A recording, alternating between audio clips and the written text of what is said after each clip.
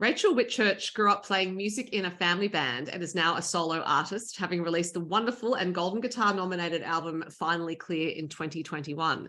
Her latest single is I'm Not Cool, although I maintain Raechel is cool. Raechel also runs the busy booking agency called Sure Thing Agency, which means she helps other musical artists manage their live performances, amongst other things. So she is an expert at fitting in creativity around the rest of life and at making meaningful songs full of heart and humour. So I'd like to talk to her about that. Hi, Raechel. Hello, Sophie. Great to be back and chatting about, something a little bit different today, the writing. Yeah, writing process that I would first like to know about the origins of I'm Not Cool.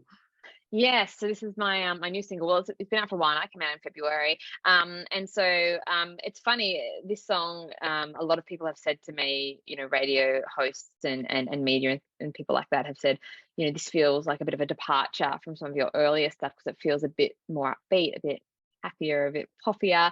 And I'm like, I maintain that if you look at the lyrics, it is still quite a deep song. Yeah. It's just got a very happy tune over the top. But no, I wrote this song. Look, it's a I think a universal concept of the idea of the imposter syndrome and all those things that people have around not feeling like they fit in, really. But in this instance, it came about after I had a conversation with a friend of mine, Fanny Lumsden, who's also a country music artist, and we were chatting around just the idea that cool can sometimes be like the death of art. When you're trying so hard to be cool, it takes away from what you're doing. And so we're also talking about there's also people who are just genuinely naturally cool, right? They don't try, they just are cool, they look cool, they feel cool, they they are cool. And we're also just talking about how well, for me at least, I wouldn't really know how to pretend to be cool if I wanted to. I just kind of go out and I be me, and then I hope that people like that. But it seems like a lot of effort to try and pretend. And so lyrically for this song, I had this idea that I wanted to talk about all the things that I kind of do in my life that probably aren't the coolest. And so I open the song with it's not cool to be too excited about anything at all. And that's the Australian way, really, isn't it? We're always like, play it cool, don't show too much expression. Something amazing happens, you're just like, oh yeah, right, cool, yeah, it's cool. And so we don't really show much expression about things. I love getting excited. I get excited about everything. I get excited about ideas before they're even anything. When they're just an idea in my head, I'm excited. And it's my best and worst trait. And so this is the more I started thinking, look, I had endless material for this song, Reasons Why I'm Not Cool. I could have gone on for 18 verses, so I kept it to 2, but I had mountains of material.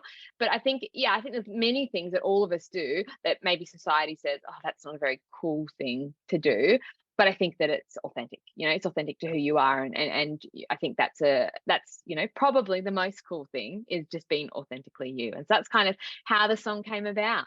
Yeah, and I agree, because as I said at the top, I do think you are cool. And so when I saw that song title, I was like, lol, Raechel is incredibly cool. But look, it's a great song. And Finally Clear is a great album and worth many, many listens and deep listening, but also just entertainment listening. But I'm wondering, since you released it and all the activity around it, because you were touring, you happened to be pregnant with your 3rd child when you were touring.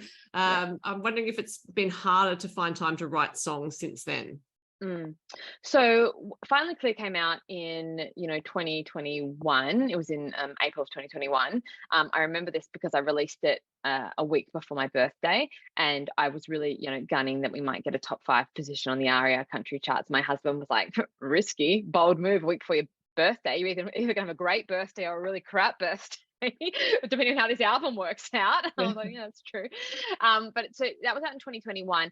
But I released my very first single from that album in March of 2020, and actually recorded the album in December and January, so December 2019. So that meant that I had the songs ready before 2019, right? So I had all these songs ready to go. So that's a long time of having, sitting on those songs. So when it kind of came to the new project that I'm, just starting to release from, a lot of people have said, how's it been writing? The reality is I had the songs written quite a long time ago, because when I came out of, recording Finally Clear in 2019, when I was to record it, it was done by January 2020. I was very aware that, this sophomore record syndrome, right, where people put out their first album and it does whatever it does, but then they have to follow it up. And if you have any type of success, it can feel very overwhelming to then have to come back and, start again and have that weight on your shoulders of, oh, I've got to follow up from that. And so by some miracle, Finally Clear did lots of really great things for me, and it was well received, and we had lots of cool accolades, and which was great because I already had been consistently writing. So when we were out on the road, I really didn't want to get to the end of the project and think, oh, now I've got to write 12 songs about the last 2 years, when all I've been doing is touring and living this album. So so that was, I think, I honestly would recommend that to anyone who's starting any sort of career that involves creativity, is that when you finish off that, creating that first, whatever it may be, that first masterpiece, don't think to yourself, okay, I'm just gonna have a break now. Like, because the reality is, you stop writing, let's say you stop writing for 6 months, that's 6 months out of practice that you are. Then you have to get back into practice. And I feel like there's nothing worse than coming back, finishing a book or an album or whatever it may be, coming back, being out of practice, and then thinking, okay, now I've got to write all these amazing songs, or I've got to write this manuscript or whatever it may be, and then starting at the beginning again, because the first 5 things you write are probably going to be crap, right? Like, because you're out of practice. And so then it adds to that weight of like, am I even a writer? Do I even know how to write? And so I just powered on through and just kept going and didn't stop. And I think it kept me in practice. And also I was able to kind of, document that experience of releasing Finally Clear, and how it felt for me going through that process. Do you think when you continue to write like that without taking a break, that it actually helps your self-editing skills? Because as you're going, if you're writing constantly, then presumably you're writing some things that aren't going to end up being recorded because you're just producing, but then you also have enough material that you can start to look at it and think, I like that, I don't like that. Whereas if you just took a break, the pressure might be on to have everything be recorded because that's all you have in that limited time. Yeah, no, I agree, because I think that sometimes, people are like, oh, I've got, all of it has to be great, right? Because I'm, I need the 12 songs or whatever. I think like powering through and not actually having a break from, that process. And I hear what you're saying, because a lot of people, they would start and they think, okay, I've got to write these 12 songs. And so they would feel compelled to kind of just, it all has to be good. I have to just make everything, great because I need these songs. And so I definitely think I was able to kind of look at the different songs and go through and think, oh, does this fit with the story of this album, of this chapter? And I think that's something that for me as a songwriter, that's really important for me. And a lot of people don't release music anymore with the idea of like this is a chapter of songs. They just do singles. And so for me, having a collection of songs that are cohesive together, that's something that is important to me as an artist. And so I think that it definitely does help the self-editing process, because you don't have that immense pressure to make everything great. You've got the freedom to write average stuff and then just do it and be like, oh, it wasn't very good, but I enjoyed writing it. Or, that led to another idea. Or, I just took that little piece from that song and plopped it into this other song instead. And so, look, I know people talk about this idea of taking breaks, from creativity. I can only speak for me, right? I don't know everyone. I can only know my situation. I think that I love songwriting, and so when I'm like, why would I want to take a break from like one of the few things that I love in life? That sounds so dire, but few things that I love. No, but like it's not like I'm being held down, like you must write a song. I'm like, I really enjoy writing songs, and sometimes it just comes out so easily, so I don't really require a break. The gym, on the other hand, I've been taking a break from the gym for the last 5 years, and it's been great. So I think you make a great point, which is that if you're not feeling that love for it, if it does feel like you have to take a break because you don't like it, why are you doing it, essentially? Yeah. And I think that's the thing is like, and look, don't get me wrong, like, every writing art form is different. And I realize it's probably different for people who are, writing books or novel or whatever it may be. But I think that, at the heart of it, that doesn't mean that it's not hard sometimes. Hard, and, like, you still like things that are hard, right? You can still be like, this is hard, but I love doing it. I think that, yeah, I think there still has to be something within it that, you know, it brings you joy. And if it doesn't, like, then, you know, maybe you have turned it into too much of a chore, and mixed that business in too much with the art, which, by the way, there is definitely a place for business. But I think that when you're creating is not always, maybe not always the perfect time. Editing maybe, but maybe not the first creation point. Yeah, that's interesting. You said editing maybe is when the business might come in. Yeah. Yeah, you know what I mean? Like, because you might look at it and go, oh, it's a bit long, or, you know, I've this plot line doesn't make sense, or, you know, or this story isn't that compelling. But I think that there's got to be a place for the artist to come through when you're not criticizing yourself, you're just writing a song, you know, or you're just writing a book, and you're just there to enjoy that process. Yeah. This is all so interesting. Right? I feel like I could talk to you for 3 hours about it. But in terms of fitting in creative life, you run a household, you have 3 young children, you have the Sure Thing agency, and you also have your own musical things to do, playing gigs, writing songs, recording. Do you have some kind of spreadsheet to keep track of all of this? I have a brain that works at like 1,000,000 miles an hour. I saw this little meme on the internet the other day, or a little reel, and it was someone saying, you know, someone saying to them, well, you have so many great ideas, and the person said back to them, the ideas that you speak of are only 5% of the ideas that are running around in my brain at any given moment. And I was like, that is me. I like trying to filter everything that's happening in my brain is just honestly so difficult. So I think I keep a lot in my head, which is obviously a recipe for disaster because I forget things all the time. But look, I think I think that I have different like this sounds very depressing, but I think, like, normally when people look at my life and they'll say to me, oh, you're doing so well at, you know, you're doing so well at music.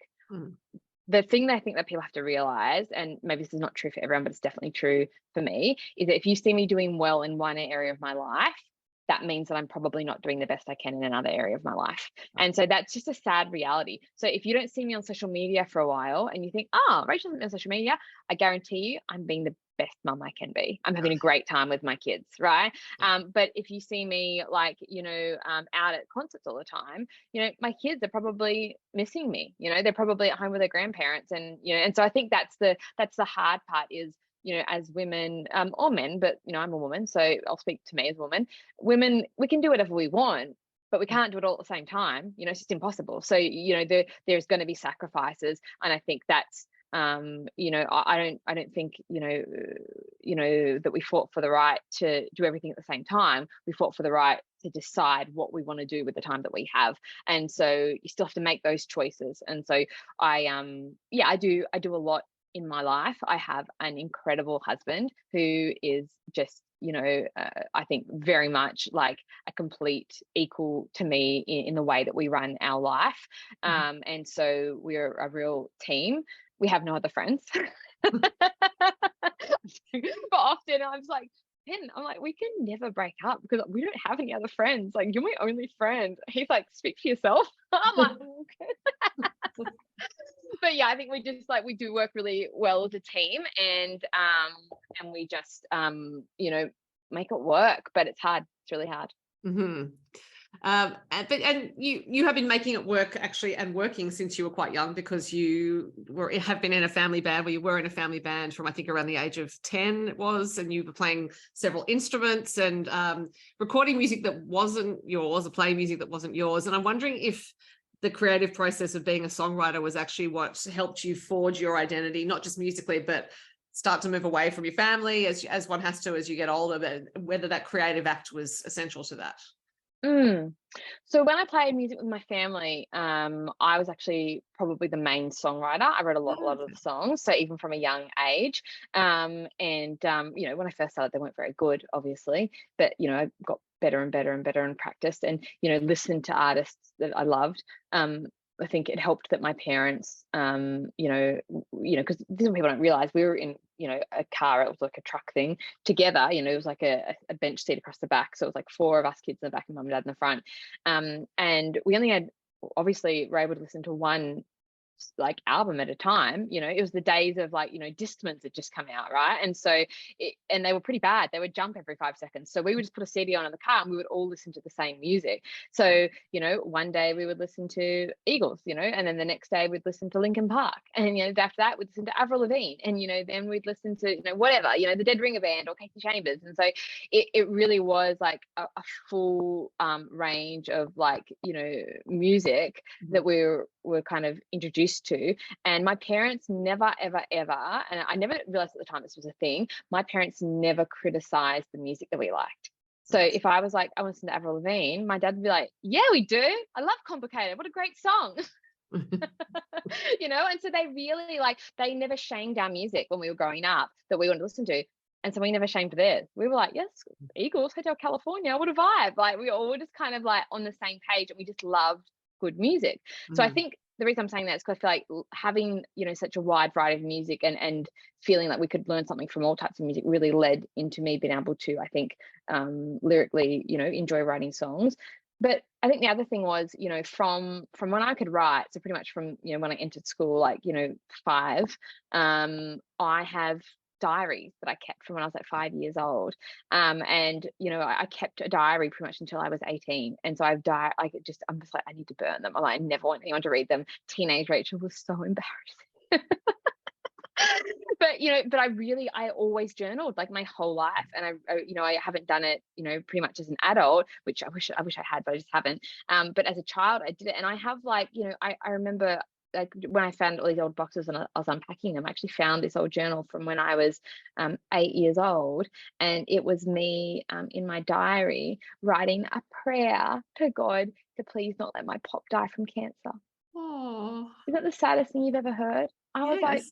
poor little Raechel. I know, I got teary. I was really overwhelmed and rang my mum and we had a little cry because it was her dad. And it was just like, it was really overwhelming. And so my son, his middle name is after my pop. So he's like Graham Herbert. And that was my pop's name. And so just like having that documentation of like, you know, me talking about all these like quite deep things from like a very young age, and writing, being like, you know, I feel like I was a writer since I was like 5 years old. It's just crazy. So I think that, you know, I think that, you know, even though I've gone on to become a songwriter, I think I just as easily could have, you know, not easily, but, you know, could have decided, oh, I'm just going to be, you know, a writer or write a book or, you know, write poetry or whatever it may have been. I've ended at this point, you know, where I'm a songwriter. But I just think that some people love to write, you know, and I think it was always on the cards for me. So I don't think it was kind of, if anything, I think creating Finally Clear was coming back to my roots rather than setting myself apart. Yeah. But also tells me partly why you have that practice of constantly writing. You've been doing it since you were 5. So when you were saying, you know, not taking a break from songwriting because you love it. Yeah. It's just, there's a big part of you that just exists in creative flow, it seems. Yeah. Yes, that's right. Yeah. And look, I think it's having, you know, that stream of consciousness in my head, which, you know, I don't think everyone has that either. I've realized later in life that not everyone has that. I said to my husband, what are you thinking about? Nothing. I'm like, how do you think about nothing? Tell me more. This is wild. But, you know, I always have this stream of consciousness, sometimes 2 or 3 going at the same time. And so I think like getting that out is just like, you know, part of what I do. Yeah.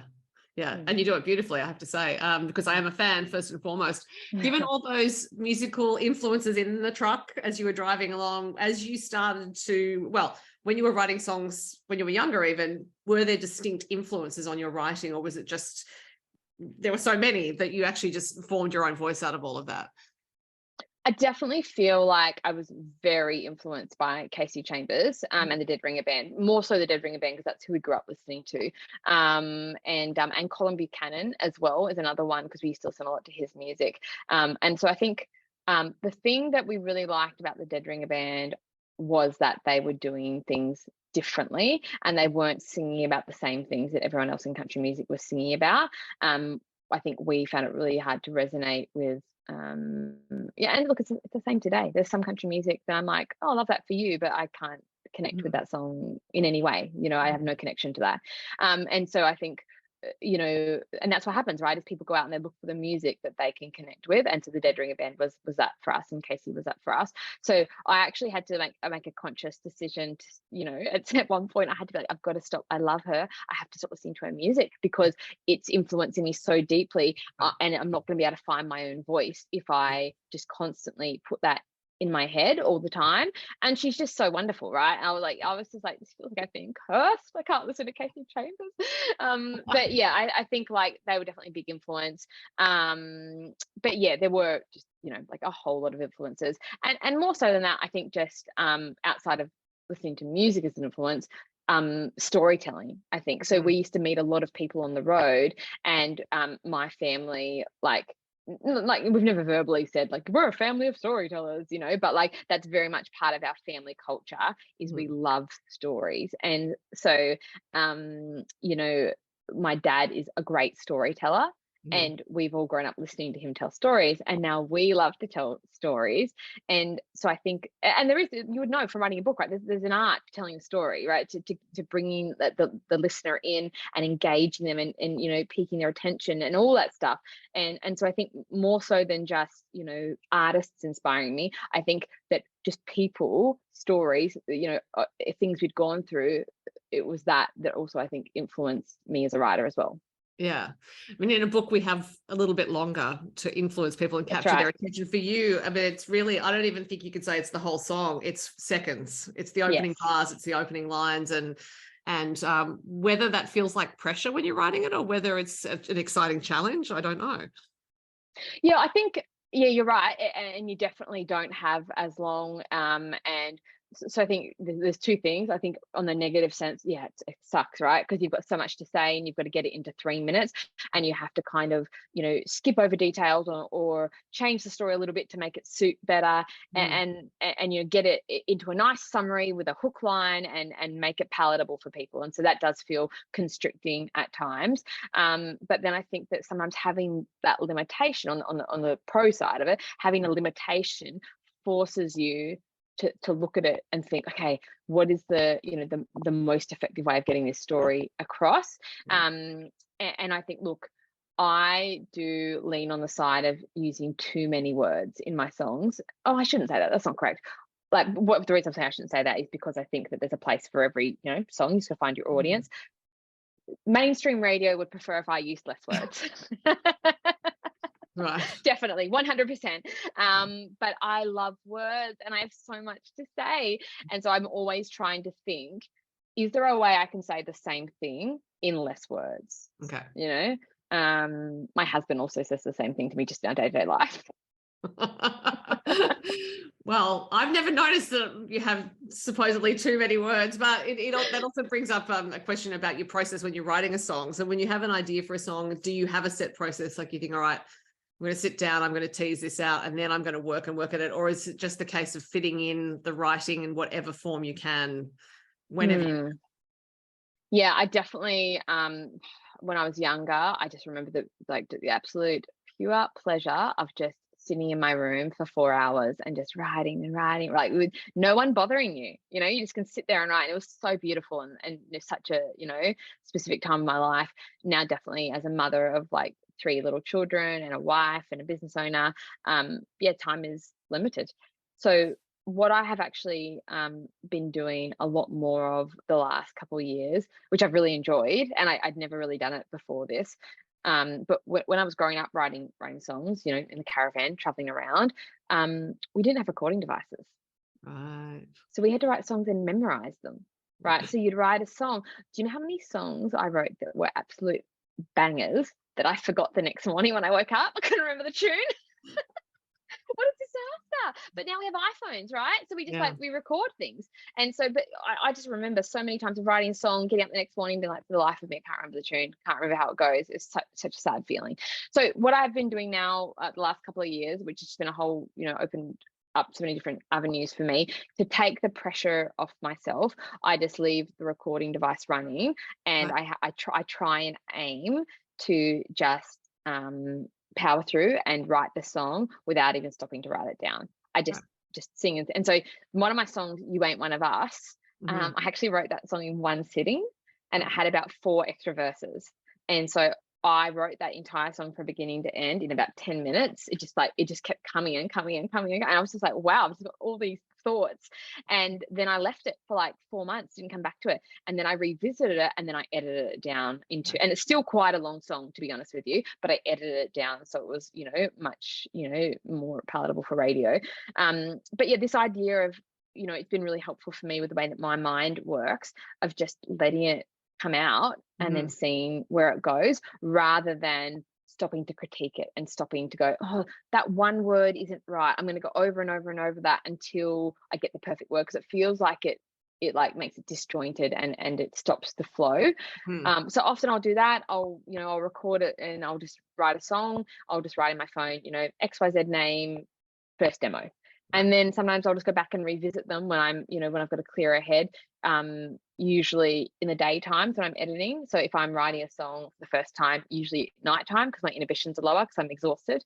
And then I'll come back when I'm clear headed, first thing in the mornings, not the next morning, but when I'm trying to edit songs with a clear head, so I can look at things without all the emotion attached and just think, okay, is this good? Is this bad? And then I feel like editing is easier for me when I'm not tired and when I've got a clear head.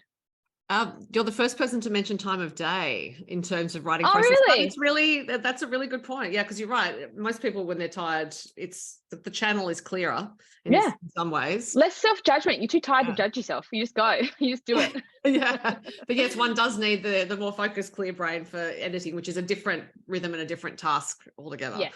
Yeah. Now, if someone is wanting to write a song and they don't know exactly where to start, do you have any tips? Oh man, I mean, I feel like it's such a, people ask this all the time, and I feel like it's such a hard thing to answer, because I don't feel like I'm even the best songwriter in the world. I've still got so much to learn, and so I'm like, oh, I don't know, I'm still figuring it out myself. I think the number one thing for any songwriter is you got to have something to say. If you've got nothing to say, I feel like no one's going to want to listen. And when I say you've got something to say, if you're just writing because you want to hit, or you want to be famous, or you want people to think you're cool, or you whatever, any of those external reasons that are actually not for the sake of writing, I think that it's probably not for you. You probably like you're doing it for the wrong reasons. I think that writing has to be because I have something that I want to say, and I think it's going to bring some sort of beauty into the world, and that other people need to hear it. And I feel like if you don't have anything to say that's going to do that, then I feel like you've got nowhere to go. You can't fake that. You can't fake that belief that you've got a voice. At the same time, I think that my husband and I have this joke about creatives and songwriting specifically, where it's like the idea is like, I hate myself, but I still think I'm better than everyone. And so, because the irony of songwriting is like, you're just like, I'm the worst songwriter, no one's going to want to listen to my songs, everyone hates my art, but I'm still going to release it for the world to hear because they must hear it. And it's like, what is going on with you? Split personality? Like, who are you? So I think it's good.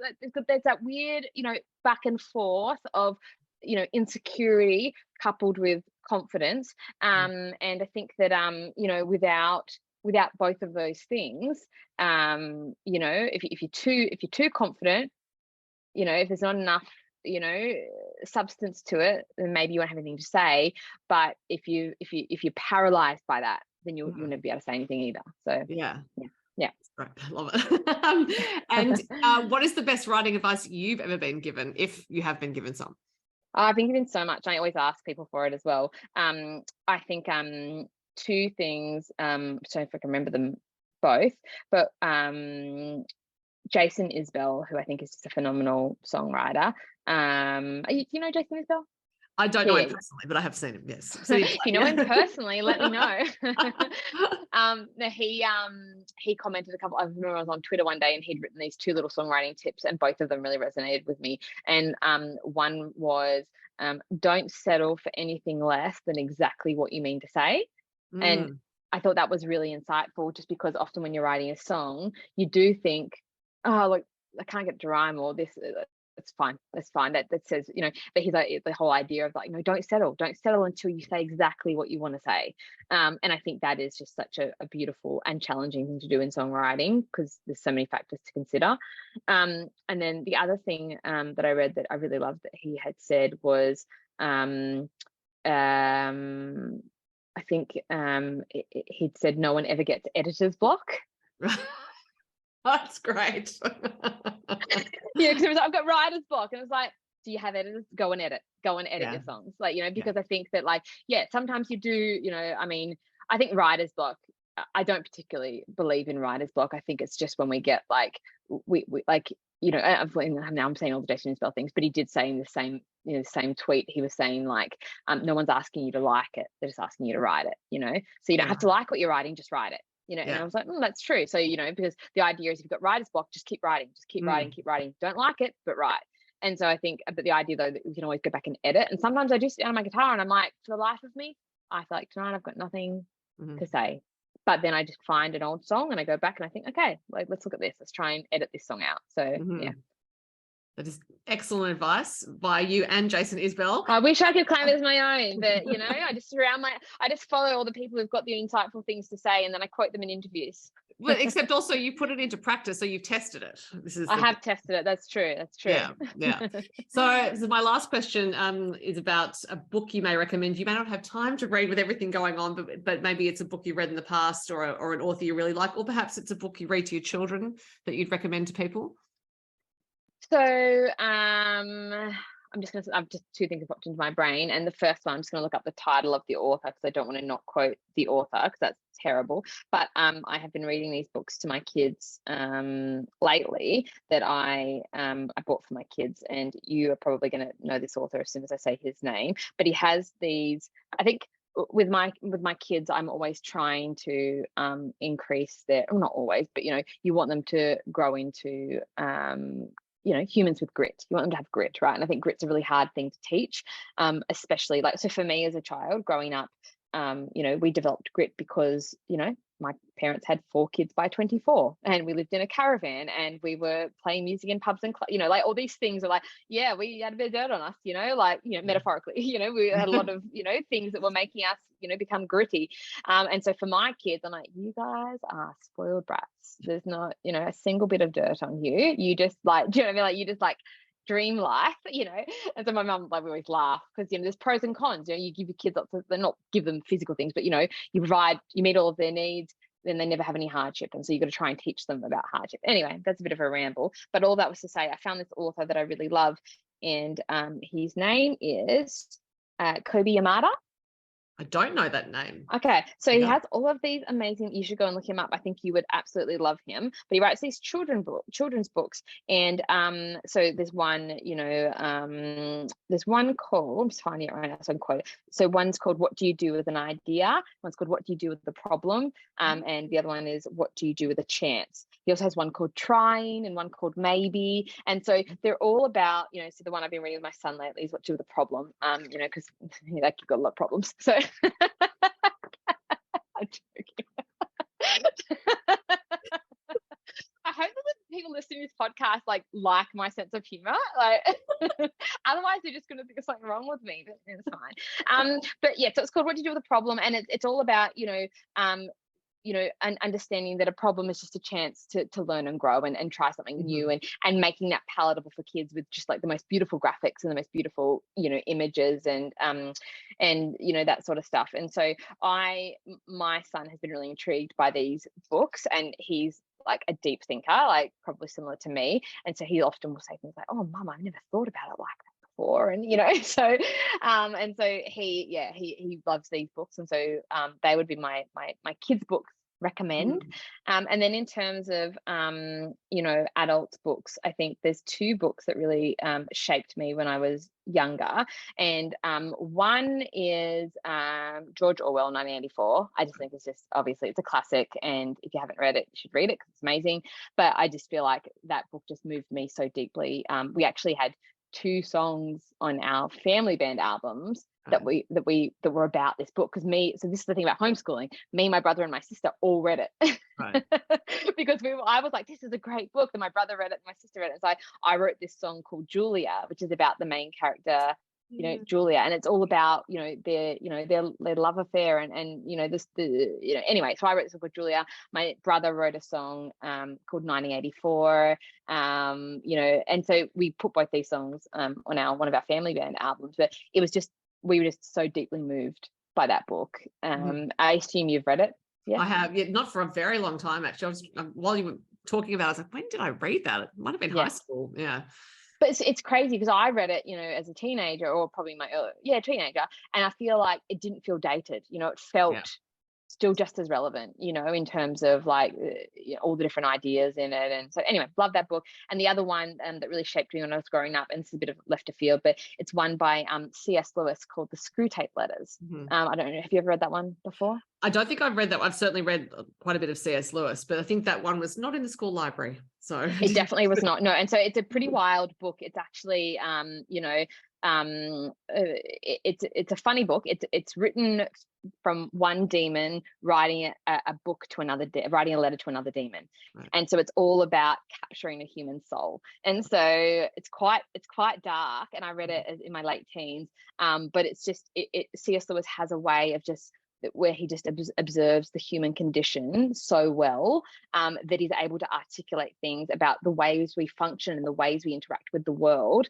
And so the idea of him writing that, like, as if a demon was using our own human condition against us to, bring us to the dark side, was just, mind-blowing for me. And as you read it, you see, you see, like, I'm just trying to think of, like, there's one part in it where I think, in the letter he says to the younger demon, he says, you don't have to convince them to be bad, you just have to convince them that they're a little bit tired and they should just probably have a nap before they do that good thing. I was like, oh man, and so the whole idea is just, all the ways that the demons were using the human condition to enslave, the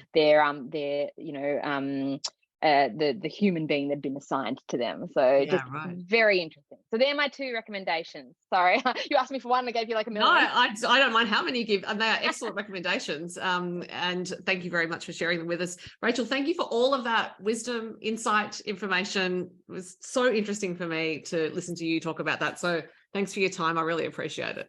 No problem. Anything for you. So I love you. And yes, thank you for including me in this amazing podcast.